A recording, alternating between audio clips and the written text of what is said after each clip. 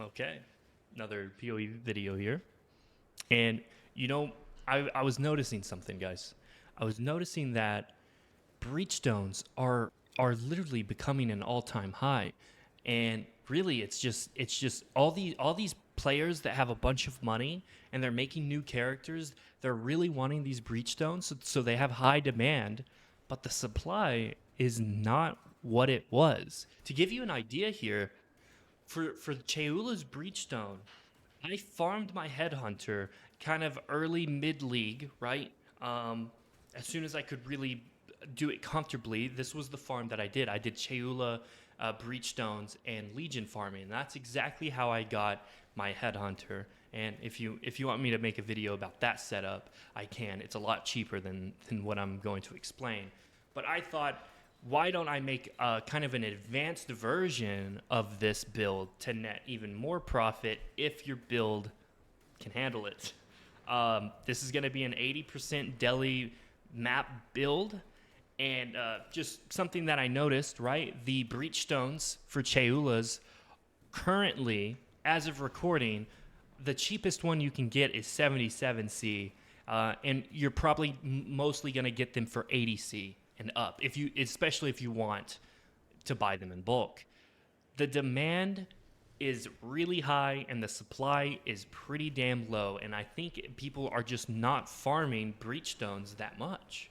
So I kind of wanted to exploit that in some type of way to like benefit myself, because breachstones are at a great price. Like I was saying, I was farming my headhunter for and selling these breachstones for like 66C, I believe. If I'm remembering correctly, it was around there, 65, anywhere from 60 to like 67 C's where I was selling all of my items, and that's what netted me the headhunter. And now they're in a great spot right now. So I figured, how do I get these breachstones and how do I supplement that with some other content to help me make even more money? And so I came to the conclusion of going for stacked decks, breachstones, and target farming the fortunate card. So while doing this, I'm playing on dunes. I'm playing on dunes because it's just a really nice open layout for breaches. It's a really nice open layout for legions, which I love, and it's just a good layout map. I really like it. It's one of probably my top 3 maps of this league. It's just really fun, and you can get the fortunate card. You can get the fortunate card from a bunch of different maps, but I just choose dunes because I like it the most. So with that being said, let's just talk about the tree and my idea on how I created it and how I set this up. So initially, if you want to take a look at a regular tree, you would probably go full Legion, you would go full Breach, and then you would probably opt in for Harbingers, and then maybe get some extra map quant or extra duplication of maps, or just some little stuff like Eater of Worlds is also a good take in that spot if you're not doing delirious maps, or even if you're doing delirious maps, Eater of Worlds nodes are pretty nice. But I opted not to go for that. I tested between the Harbingers and just going strong boxes. And you notice the strong boxes won in this scenario. I think the strong boxes give more, I guess, a monster quantity. Sometimes it's like 50-50. Sometimes you have really nice strong boxes that have a ton of mobs in it, and then other times you just don't. But overall, I found it more beneficial to run the strong boxes rather than the Harbingers. And you'll notice I'm taking literally anything that's good on breaches and anything that provides quantity and not quantity, provides a chance at getting extra legions, because this is the strat, right? So the strat is basically what we're mainly farming is breachstones, stack decks, and the fortunate card. And how we're farming this is we're going through our trees and we're picking anything that gives us extra chance at getting them. We're blocking any type of content that is not Breacher Legion, and we're just pushing as much quantity into the map because we end up opting to go for a little bit of Delirium. So the only Deli node that I have is right here, the Imagined Pursuits. This gives us a +1 count on map completion. Basically, it means it gives us an entire reward every time we kill the map boss. So we opt for this. And to mix things up, since we're doing Deli and we're going to be forcing Divination Delirium Orbs, well, I decided to come over here and grab this tree that gives me more quantity of items dropped. But the two main ones, the one really nice one is this one, Beyond Demons in your maps have 100% increased chance. Wrong one, sorry. 30% more div cards found for Beyond Demons. And then 30% more basic currency found from Beyond Demons, meaning more tainted fusings, more tainted annulment orbs, and more tainted, pretty good currency that can be traded very easily and make some good money. And that is overall the tree. Now I'm going to post this in the description so you can give this a whirl and see how you do. But other than that, let's just go ahead and talk about the setup. So the setup, we're going to run 4 scarabs, and we're going to be running 4 sextants as normal, and we're going to be running 80% Deli maps with the Diviner Orbs. Now, I tried this with the Scarabs, and I think there is an option to put Scarabs farming instead of Divination card farming in the same thing without changing too much. But you're going to spend way more money because on average, if you're looking to get bulk Delirium Orbs, it's much cheaper to get bulk Delirium Orbs on Divinations and than it is for Scarabs. I think Scarabs are around 5 to even closer to 10C extra in big amounts of bulk. So it's going to be a little bit more expensive, and I kind of just like the Diviner Orbs. You get this RNG aspect to it. And we're going to talk about what I spent and everything like that. And it's really hard to tell you, like, hey, this is the strat that you really need to do, right? Because it's Divination cards. It's all going to... My 16 map test that I did here is going to be completely different from your 16 map test.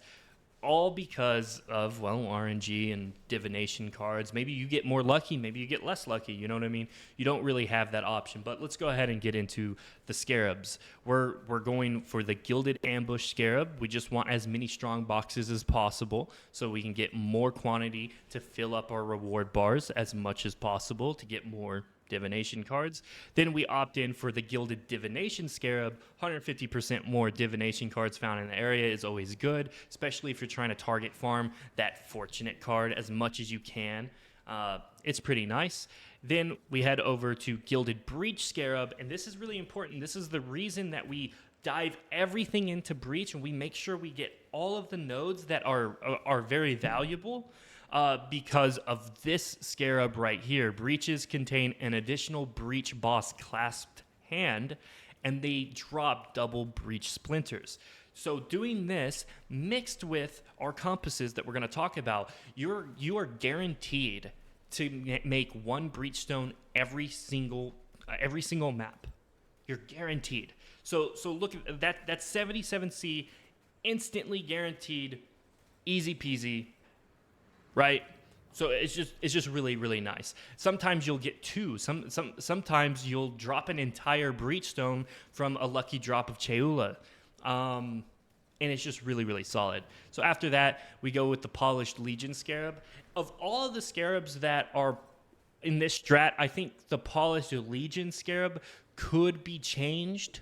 I can't think of anything better other than switching up an entire strategy to change it. So I go with the Polished Legions. And just so you know, the reason that we go Polished versus Gilded is Gilded guarantees a boss, and the bosses don't really do much. They're just annoying. Sometimes they'll get you killed because they have that, after they die, they still have a full animation where they can do full damage and just not take any damage. You know what I mean? It's just so annoying. But That's why we go Polished Legion, because we guarantee the Warhorde, which is all the fun loot, and hopefully we get more Legions because of our Atlas tree. We're pumping as much chance to gain and Legion encounter as much as possible. So we're forcing one Legion every map, but more often than not, you're going to have 2 Legions in the map because of all of your quantity and all of your blocking of all other content to force more breaches and to force more Legions. So it's pretty cool. Moving on to the Sextants, we're going to look at one elevated sextant. This is a must. You cannot use the regular 4 sextant, the regular like compass, right? Because it only gives 1 additional. The elevated gives 2 additionals, and it's worth it. It's not too bad. And then we go with slaying enemies closer together, which is, you know, the beyond compass. Basically, it just gives a ton of pack size, a massive amount of pack size. You're getting to kill way more mobs, which means more tainted currency, more divination cards, more goodness. And then we head over to forcing our Cheula sextant, right? So we force Cheula with this one. We need to make sure we're doing Cheula. It's useless farming anything else. Especially at this level, you might as well go for Cheula. I guess you could go for that other guy that's pretty decent. What is his name? Ol? Or is it Tol, the second one? No, it's Ol Natals, yeah. So I guess you could go for that. It's quite a bit cheaper, but I guess the compass would be quite a bit cheaper too, but trust me, you're going to want Cheula. Next up we have is Delirium reward bars fill 100% faster. This is 100% needed if you're going to do the 80% Deli. And basically, it means what it says, right? You just fill up your bars constantly. Now, every single map that I did, every test that I did, I got 17 rewards. And I would say about 30% of the time in the 16 map test that was recorded, I've been doing this for a while, by the way, but in the 16 map test that was recorded in what I'm sharing with you today, around about 30% of the time, you're going to get 18 rewards, which is really nice. I think guaranteeing 17 every time is always good. You're going to get a good amount of cards. You're going to get a good amount of rewards. And yeah, so that is generally the idea. If you want to kind of min-max it, you can choose to kill all the regular mobs as you spawn in and save all of your breaches, save all of your legions, save all of your strong boxes until you maybe get a Eaters of Worlds, like a nice altar, maybe some extra juice, maybe some more rarity, because we're not actually opting for Eaters of World. You don't have to do it. Sometimes I just like the big explosions right at the start, so I just start out everything. It's not as efficient. I think you probably should just clear all the normal mobs and all the beyond mobs that spawn with them to get some altars first. But to each their own. It's not like a huge difference, right? You're still gonna make quite a bit of money. So let's talk about the stats on like what happened basically. So here's my 16 map test. My Deli reward bar cost me 336 C for 4 of them. The Breachstone Sextant, 100 C for 4. The Beyond, 260 for 4. And the Double Breach, 145 C for 16. And when I say 4, I mean like 4 by 4 by 4. You get it. After that, the Legion Scarab cost me 144 C, 112 C on the Breach, and then 192 on the Strong Box with 320 C on the Divination Scarab. And this is when it starts getting crazy expensive. The Deli Orbs cost me 1920 C.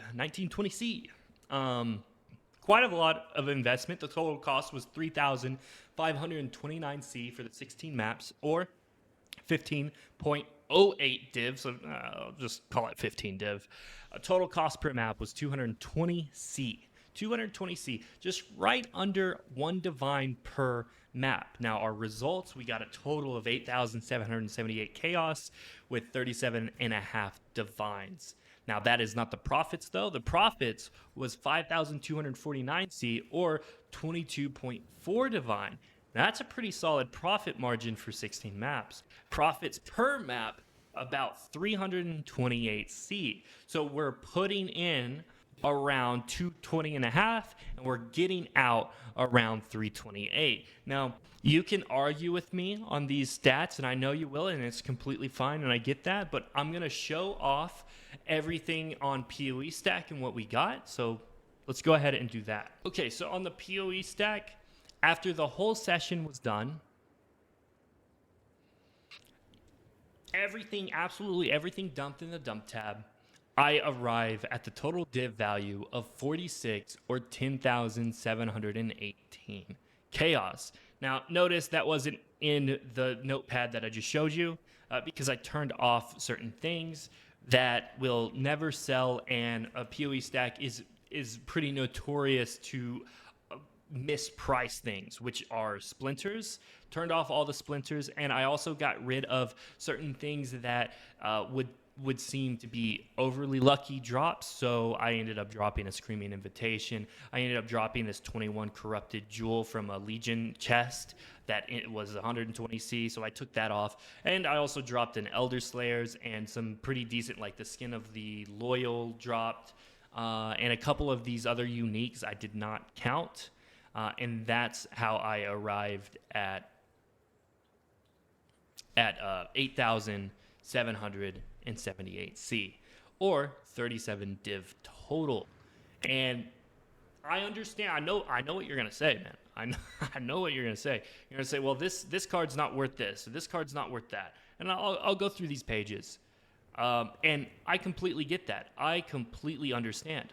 But however, what if we go and only count what we were target farming, right? So if I take off everything besides stack decks, the Cheula Breachstones, and the Fortunate card, that's still 25 divines in 16 maps, which is still profiting you.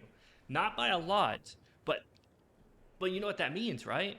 That means all of this extra loot, all this bubble gum, all this extra, like a nice little divine, or a nice little divination card drop, that's all just profit. That's all just extra.